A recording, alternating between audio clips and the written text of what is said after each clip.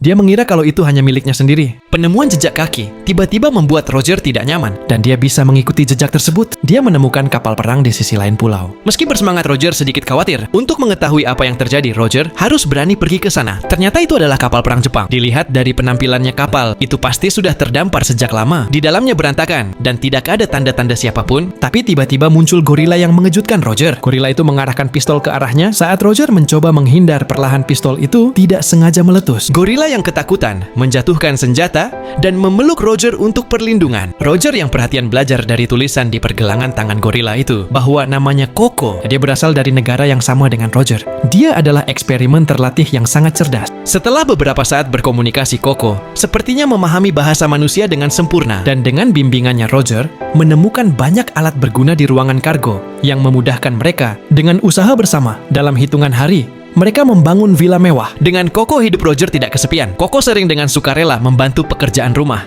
Setiap beberapa hari, Roger akan menulis surat meminta bantuan. Dia memasukkannya ke dalam botol yang diambilnya dari kapal perang, dan kemudian menggunakan mekanisme.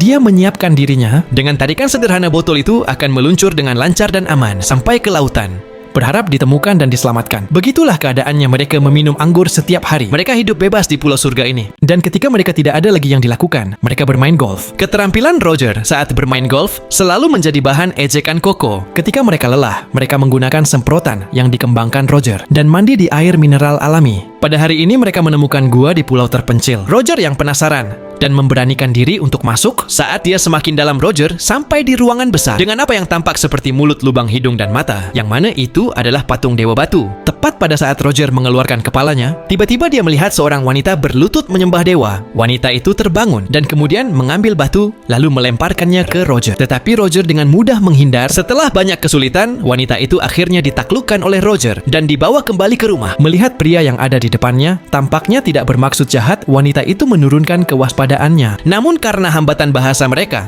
tidak bisa berkomunikasi dengan baik. Setelah setengah hari menggunakan bahasa isyarat belajar, mungkin mengerti bahwa lawan bicaranya adalah penduduk asli dari pulau terpencil sebelah, yang mana kepala sukunya akan memiliki 18 wanita cantik setiap tahun untuk menikahi mereka tanpa syarat. Siapapun yang menolak akan dilempar ke laut untuk dimakan hiu. Karena wanita itu menolak, jadi mereka melarikan diri ke pulau terpencil ini untuk melihat dewa. Dia tidak menyangka akan bertemu raja yang tampan. Ada perubahan harus di mata wanita itu seiring berjalan waktu. Keduanya kemudian bersatu dengan suka sama suka. Keterampilan berburu wanita itu membuat mereka menikmati hidangan lezat. Untuk memperingati hari di mana mereka bertemu, Roger menamainya Friday. Dan setelah beberapa tahun hidup bersama, mereka berdua bisa berkomunikasi. Tetapi kehidupan damai mereka tidak bertahan lama.